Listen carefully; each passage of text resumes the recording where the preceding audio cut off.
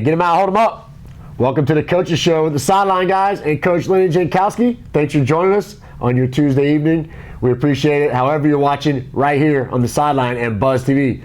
Coach Jay, we had a lot of great weeks. We talked about a lot of victories. Yeah, we did. Sure did. And unfortunately, this is the one week we have to talk about a loss. Yeah. It was, it was it's been a tough 4 days here for probably everybody involved. Friday night was a great effort by our guys. Came up a little bit short in a 42-35 loss against Osceola High School.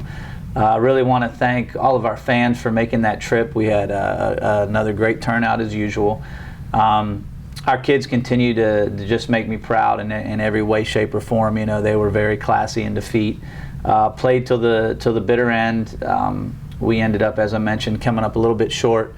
Didn't play our best game. Had 3 critical turnovers. Turnovers are always critical, but they were costly and were in our own territory as I guess the situation would have it. And I haven't like we typically do by right. Tuesday. I've been through the film 45 ways backwards and forwards and all around, but I haven't gotten myself to the point where I want to break that film down or watch that film. But I have looked at some of the plays, some of the critical plays, and when you're on the giving side of turnovers, you look at those as huge mistakes that we've made, or costly mistakes, as you like to coin them. But in hindsight, there were 3 pretty good plays by Osceola. You don't when you take those turnovers and when you're on the takeaway side of it, you always look at them as great plays by your defensive players and things like that. But when you're on the offensive side of it and the turnovers happen against you, you think of them as mistakes. But when I went back and looked at those 3 plays, it was 3 very good plays by 3 different players on their team, and 2 interceptions and a fumble, and still in the end, facing a team that as we talked about going into it, likes to possess the football. We didn't have a lot of possessions, but we certainly were able to make the most of them. We recovered an onside. We scored with 2 minutes left, 2 minutes and 30 seconds I think left in the fourth quarter to make it a 1-score game. Recover an onside kick, got a first down, and then just we weren't able to. We had a bad little sequence there, and ended up having to go for it on 4th down and didn't get it. So, the game ended that way, and it was rough. This was really a great group of kids, and anytime you disappoint and you feel like you let them down, or there's something you wish you had a couple do-overs. You wish you could press that reset button. Yeah, of course. And get it over again. And like I said, they're really a deserving bunch. They give you everything they have, day in and day out. And as you guys know, you're around them a bunch too. They're a lot of fun, and they have bright futures ahead of them in and out of football. So. I guess that's where we need to focus moving forward. Amazing group of kids. You're absolutely right. It's funny you said about the film thing. I have yet to sit down and watch it. I wasn't able to make the game. I was planning on going. We had all kinds of things happen. So I was listening to our friends at Christian FM in Paris and Tip to do a great job for you guys. But I have not been able to sit there and watch it. It was like when the time ran out, I was like, I got punched in the gut. I went to bed. I was all ticked off. I'm still kind of mad about it. Yeah, it's every time I've tried to get my mind off of it, it just jumps back at you. Right. You look at all the different scenarios and the what ifs, and a wise man once told me that losing is worse than dying because you have to wake up in the morning. You have to wake up and do it again. Yeah. So it's rough to go through, and like I said, especially when you have a great bunch of kids. We've got I'm so fortunate to have a great coaching staff. Bunch of guys that really put a lot of time and effort into preparing our players. There's a letdown there. Obviously, our community that rallies behind us each and every game. You feel like there's a little bit of a letdown there, and we had such at some point we'll be able to quit feeling sorry for ourselves and go back and look at what a great season we had. But I really haven't been able to do that in the last 4 days. I can imagine. See, now I think I've asked you this question a couple of times, but I'm going to ask it again. Does the team that beat you, if they go on to win, is that better, or would you rather them get beat right away? Because do the what ifs get worse if they go all the way and win a championship? Because you're like, 2 plays, I could have beat them, or not. I never, as a baseball team, when I was a baseball guy, we lost to someone, I wanted them to get destroyed the next time, because if they went on and won, I'd have been like, we could have beat them. So there's like a part B of that question too that people ask me. They're like, okay, you're in such a close game. Would you rather get blown out, or would you rather play? And and I don't know. As I think of it, I go back to when I got here 5 years ago, and I asked the people that were talking to me about the job. Well, what are you looking for? What do you? And they said, well, we need Vero to become. Our wishes are, for Vero to become relevant again, to be part of the conversation. And I think surely we're part of the conversation, and we lose. We're in a 1-score game against a team that's been to the state championship game. I think 3 out of the last 5 years. We're there last year. Osceola was at the was in the state championship game last year, so to answer that, I don't know. They're a great group. I was impressed with them. The coaches were very classy. Their players handled themselves the right way. So I'll be pulling for them. There you go. So don't go anywhere more with Coach Jankowski after these messages right here on the Coaches Show on Buzz TV.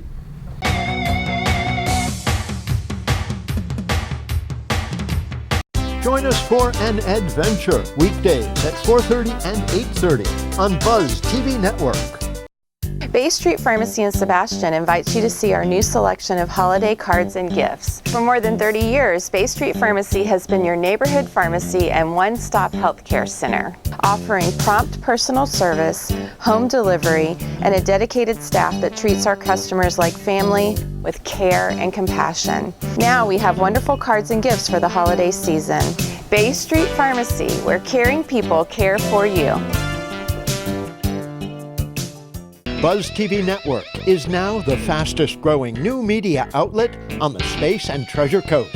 Follow Buzz TV Network and tell a friend.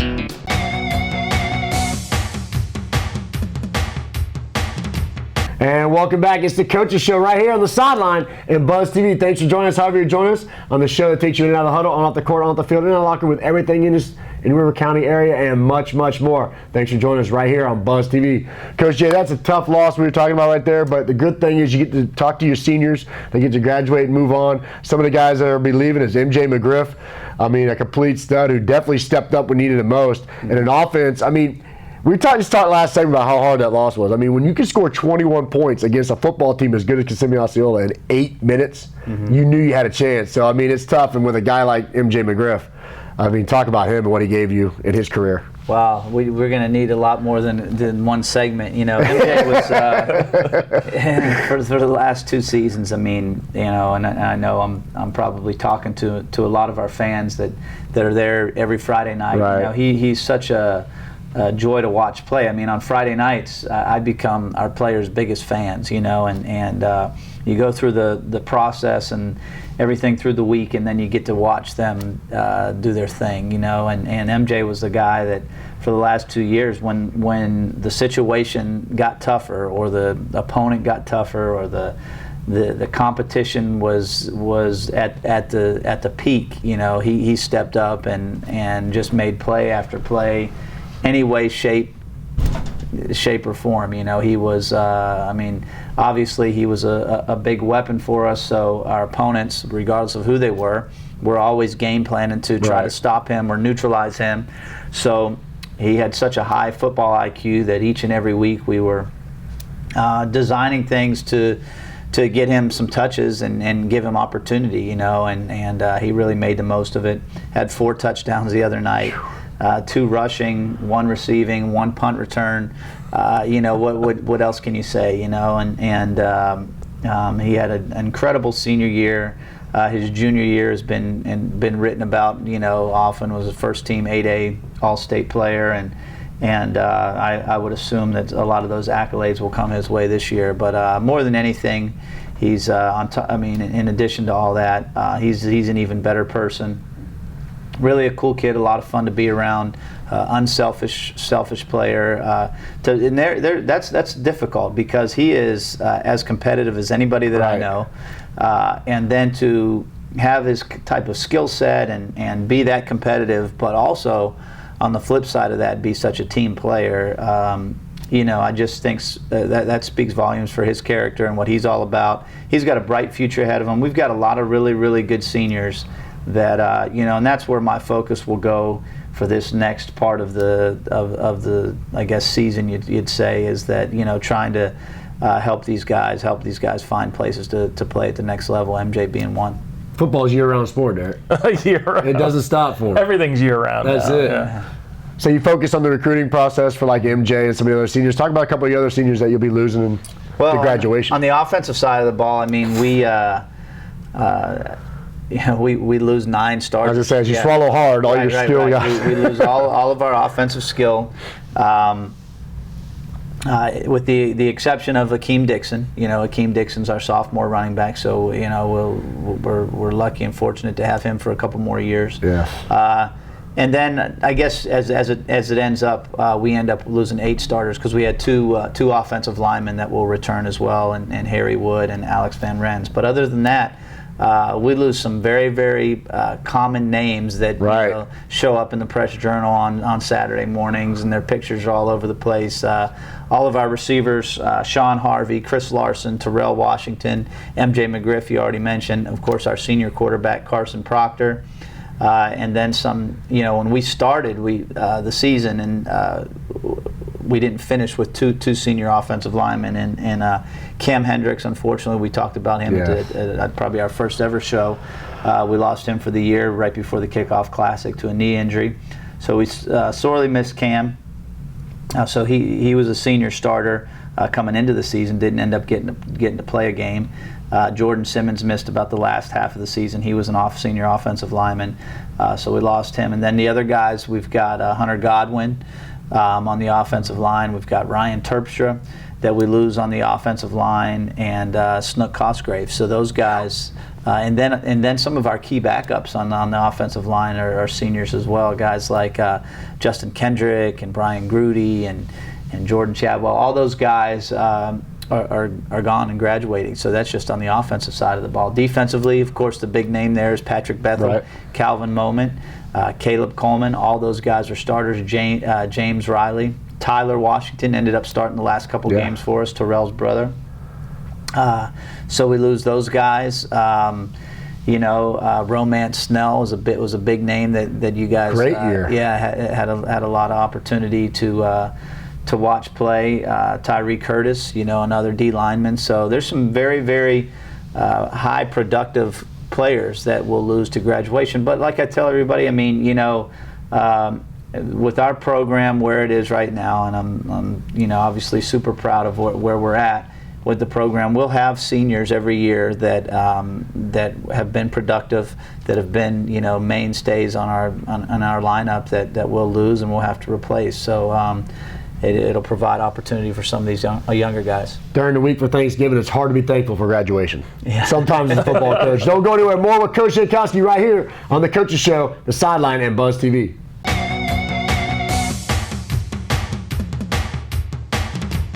Hi, I'm Carolyn. And I'm Jim. Together we are the Live Now real estate team at RE/MAX Associated Realty.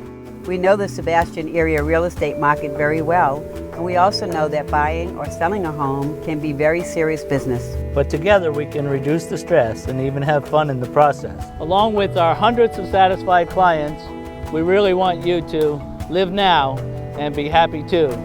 Contact us at thelivenowteam.com. See you soon. One-of-a-kind videos, unique perspectives, original programming, only on Buzz TV Network. Spread the word and tell a friend.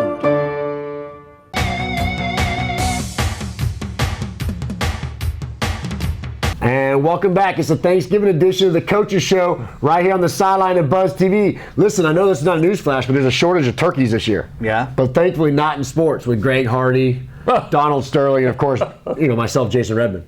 So there you go. We got a big, with Thanksgiving, you've got rivalry week, and I know you guys didn't like my Buccaneers Saints one, right. But we got a bunch of good ones in college football: Florida, Florida State, Alabama, Auburn, Oklahoma State. Anyone that you look forward to? Obviously being here, the Florida State game is always a fun one. The Alabama Auburn game, although Auburn's struggling this year, I think always sparks everybody's interest. So I'm a big college football fan. I know that. Yeah, I enjoy watching all the different types of games, seeing the contrasting styles match up against each other. So. Should be another fun week of college football. Sitting in Gainesville last week, I couldn't help but think about you as Charlie Partridge is up and down the sidelines over there, almost pulling a huge upset against my Gators. What did you think about that? That was, How about that? In a lot of ways, I mean, I thought about it from a couple different angles. One is, I think Florida escapes, with I don't ever like to use the word luck in athletics because I think it all comes and goes, but they escaped for sure. They were fortunate, and then I see some of the skill set that FAU has, and you come away from that going, man, they're 2-9. Right, exactly. You know what I mean? It's like wow, and I think that just goes to show that on any given day, there's a lot of talent. There are guys working hard. I was just listening to somebody. It may have been in the on Mike and Mike this morning. I sometimes will catch that on the radio, and they were talking about the other team is preparing too. And the other players are working. The other coaches are preparing. So when something doesn't go the way you see it from your tunnel vision, whether you're a fan, somebody actively involved as a coach or a player, you got to see the flip side of that is that those guys over there are working at it too. Watching FAU and that big quarterback Quias running around like that, maybe we see a little Jarvis Jones try out for quarterback this year. Yeah, I don't know. I didn't think about that. Yeah. Well, that leads me into the way too soon 2016 preview for the Fighting Indians. What have the fans got to look forward to coming in next year already? Well, we mentioned the seniors that graduate off, and that was just a few, but.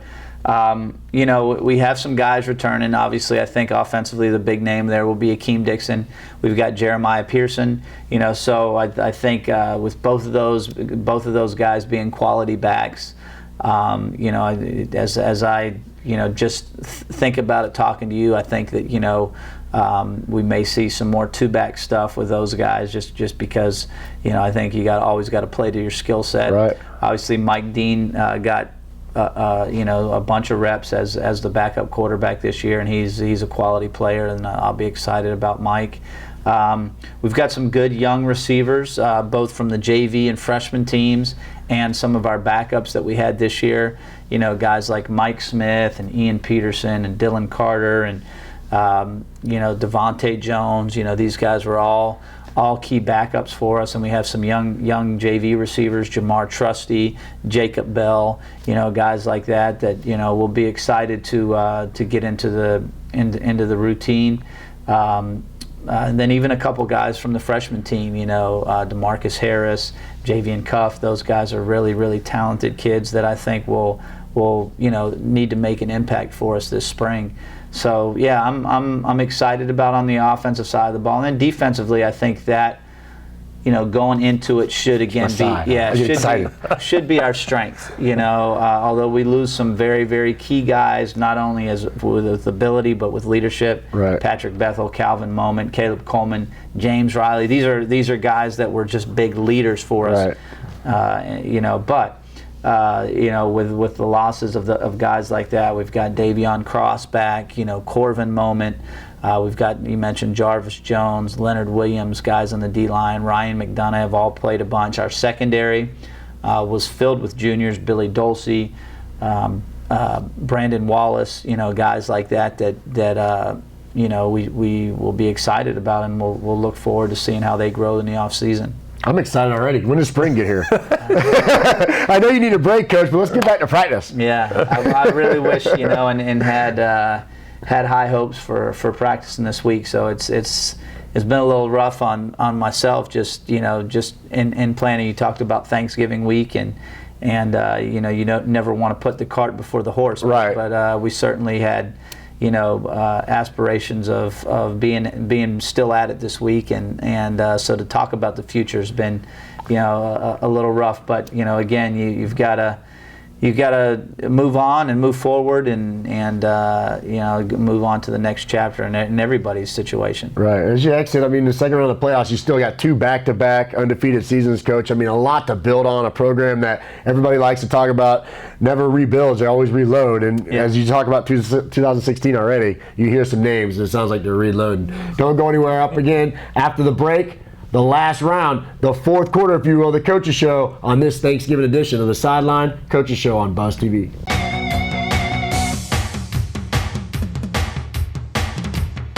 Bay Street Pharmacy in Sebastian invites you to see our new selection of holiday cards and gifts. For more than 30 years, Bay Street Pharmacy has been your neighborhood pharmacy and one-stop healthcare center, offering prompt personal service, home delivery, and a dedicated staff that treats our customers like family with care and compassion. Now we have wonderful cards and gifts for the holiday season.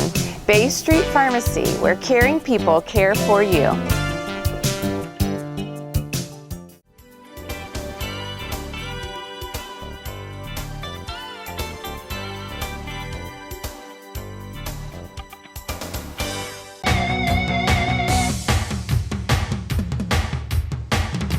All right, get him out, hold him up. It's the fourth turn, the last turn, if you will, in this Thanksgiving edition of the Coaches Show, right here with Lenny Jankowski, the Sideline at Buzz TV. Thanks for joining us as we look at last season, previewing 2016, and talking about anything and everything with sports with Coach Jankowski. You know what I want to talk about real quick is the kicking game.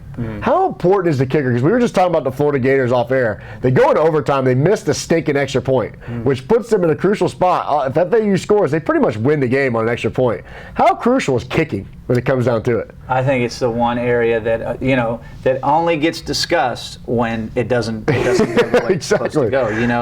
Everybody takes for granted those extra points. You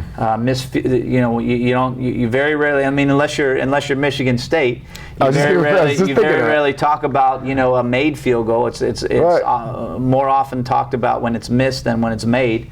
So it's critical, and we were very, very fortunate this year to obviously, and that's one area that we've got a kid coming back, Adam Urigan, right, who had a great season for us. Just was a guy that we got off the soccer field last year, and had a great season for us. So he returns as a senior, and then the other side of it was Carson Proctor. What a job he did with punting. So special teams are huge, but the kicking.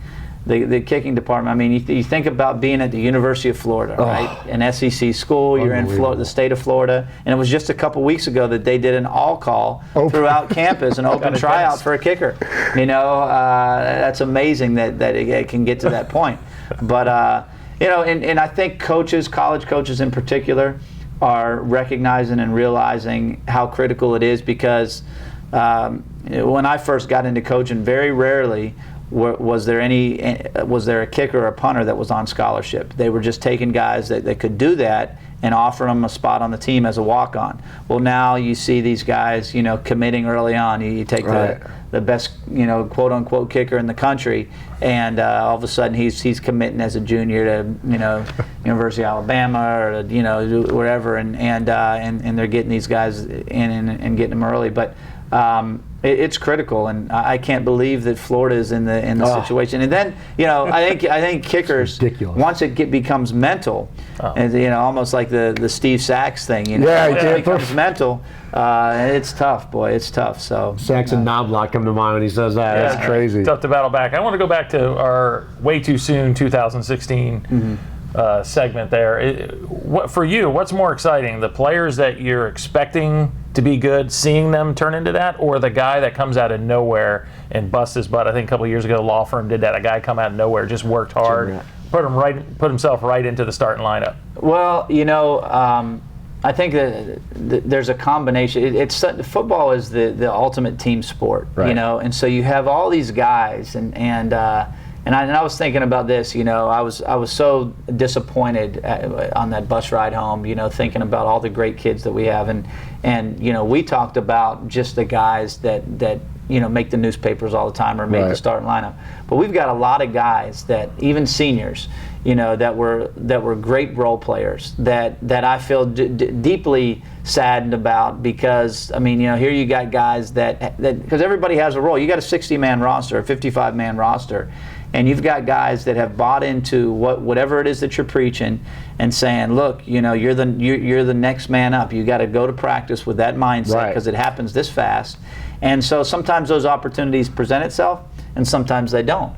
You got a guy that's been busting his butt for however many weeks, and you get to the last playoff game, and maybe that opportunity didn't present itself for him to get much playing time. And so you feel bad about those situations, just from a coaching standpoint.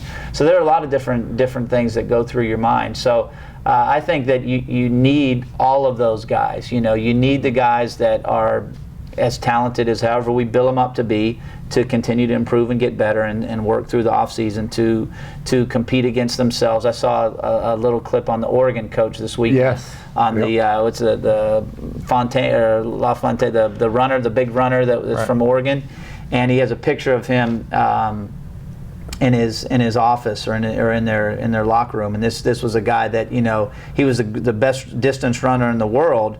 But he had to go compete against himself, and sometimes you got to do that. If you're blessed with all kind of talent, you got to work yourself to get better. If you're a guy that's third on the depth chart, then your goal needs to be to get to second on the depth chart, and that's what the off season's all about. And like I said, I think that the coolest thing about this group of guys is we had great team chemistry, and those guys that were the third team guys were working every day to become second team. And I think that's what made this group so special and so so difficult to be here on a Tuesday after being eliminated last Friday night. Find out more, pick up the Sideline magazine. We go backstage with Lenny Jankowski as he go through a whole week as he prepares for a game. And this week at Thanksgiving, as we wrap up, Coach, what are you most thankful for as we head into the dinner time and you get ready to bless that turkey? What are you thanking everybody for? I think I'm thankful first and foremost for my family. I've got a wife that puts up with me and all of my craziness with my schedule and everything else that goes along with that. Obviously got 3 wonderful kids, great parents, and so that's first and foremost. And all those people have sacrificed for me and continue to do that. So I'm very thankful for that. And then all the great people that here in the Vero community that I've been lucky to be around for the last 5 years. Players, of course, got great coaches, friends like you guys, and it's a lot to be thankful for. I don't think we could get it in the 30 seconds that I'm allowed. That's it. Well, we're thankful for you coming in here every Tuesday and stopping by and letting the people know. And I'm thankful Derek's effort this week was pretty high. He did. Hashtag effort. Raised it up. Manziel jersey gets together. Happy Thanksgiving to you and yours. From the Sideline, Coach Jankowski and everybody at Vero Beach Fighting Indian Football. Thank you very much. Enjoy your holiday. We'll see you back here next week, you knuckleheads, right here on Buzz TV. Now that health reform is law, you cannot be denied health insurance coverage. But you can pay too much. As a single mom, I was convinced that we could not afford health insurance until I spoke to the people from ICANN, who told me that I qualified for a special enrollment and a subsidized rate. Now I get so much more for so much less. Call now and get the ICANN mobile app free. So don't wait another minute. Call ICANN, get covered, save money. Get them out, hold them up. That's your Sideline Pass is good now, right here on Buzz TV, coming to you every Tuesday through Friday, where we'll have a coach's show with Coach Jankowski as we break down all that's happening with Vero Beach High School football. And then we're also going to have the Sports Buzz show where we're going to talk about local and national trending topics. And maybe some of that his diet and how not to eat like him. Be like me, coming straight out of Indian territory. It's the Sideline Show, and you can find us right here on Buzz TV.